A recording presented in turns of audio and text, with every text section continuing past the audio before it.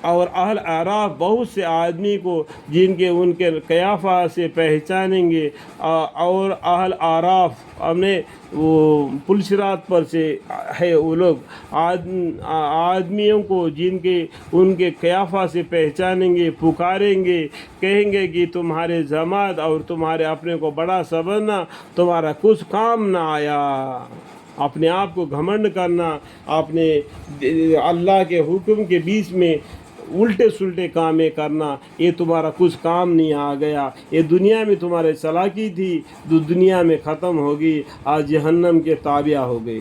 کیا یہ وہی یہ ہے جن کی نسبت تم قسمیں کھا کھا کر کہا کرتے تھے کہ اللہ تعالیٰ ان پر رحمت نہ کرے گا، ان کو یوں حکم ہو گیا کہ جاؤ جنت میں، تم پر نہ کوئی کچھ اندیشہ ہے اور نہ تم مغموم ہوں گے۔ یہ کافروں سے اس دن نیک مومن مسلمان لوگ الگ ہو جائیں گے۔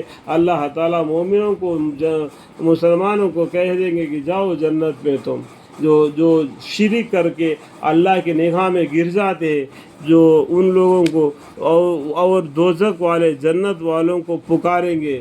اس ٹائم پر کیا گئے دوزخ میں گئے تھے جو شرک کر کے، شرک میں مبتلا ہو کر، اللہ کو چھوڑ کر دوسرے کو عبادت کر کے اپنا زندگی برباد کر لیے، وہ لوگ دوزخ والے جنت میں جائیں گے تو اس ٹائم پر دوزخ میں والے جنت والوں کو پکاریں گے کہ ہمارے اوپر تھوڑا پانی ہی ڈال دو، یعنی وہاں کے گرمی کی وجہ سے، اس شدت سے پیاس کی وجہ سے جنت والوں سے پوچھیں گے کہ ہم دنیا میں تمہارا ساتھ تھے، ہمارے اوپر تم کو جو اللہ تعالیٰ نے جو دیا ہے تھوڑا سا پانی ڈال دو یا اور ہی کچھ دے دو جو اللہ تعالیٰ نے تم کو دے رکھا ہے۔ اس طریقے سے دوزخ والے جنت والوں سے مانگیں گے۔ جنت والے کہیں گے کہ اللہ تعالیٰ نے دونوں چیزوں کی کافروں کے لیے بندش کر رکھی ہے، جو پینے کے لیے پانی، کھانے کے لیے کھانا بندش کر رکھی ہے۔ ان کے لیے کھانا الگ ہوگا، ان کے لیے پانی پینے کا الگ ہوگا، جہنمیوں کے لیے جنہوں نے دنیا میں اپنے دین کو لہو لعب بنا رکھا ہے تھا۔ دنیا کے زندگی میں تھوڑی سی زندگی ہے، وہ تھوڑی سی زندگی کو اللہ کے نگاہ میں گرا دیا، اپنے دین کو لہو لعب بنا رکھا تھا، اور جن کو دنیا زندگانی نے دھوکے میں ڈال رکھا تھا۔ یہ دنیا کی زندگی کیا ہے؟ امتحان کی زندگی ہے، اس میں تم فیل ہو گیا تو جہنمیوں سے ہو گیا۔ سو ہم بھی آج کے روز ان کا نام نہ لیں گے جیسا انہوں نے اس دن کا نام تک نہ لیا تھا۔ دنیا میں ایک دن ہم مرنا ہے، دوبارہ جی اٹھنا ہے، اللہ کے سامنے اس کا جواب دینا ہے، اس کا نام تک نہ لیتے تھے۔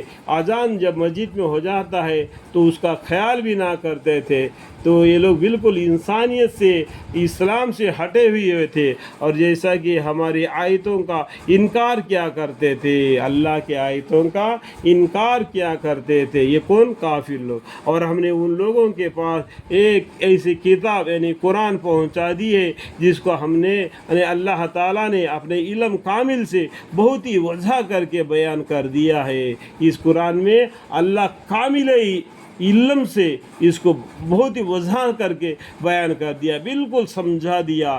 تو اس لیے آدم علیہ السلام سے لے کے آخری انسان پیدا ہونے تک کا بات اس قرآن کے ذریعہ ہمیں سمجھا دیا۔ ذریعہ ہدایت اور رحمت ان لوگوں کے لیے ہے جو ایمان لاتے ہیں، بن دیکھے اللہ پر ایمان لاتے ہیں، پیغمبروں کا کہنا کو مان لیتے ہیں، ایک قرآن کریم کی تلاوت کرتے ہیں۔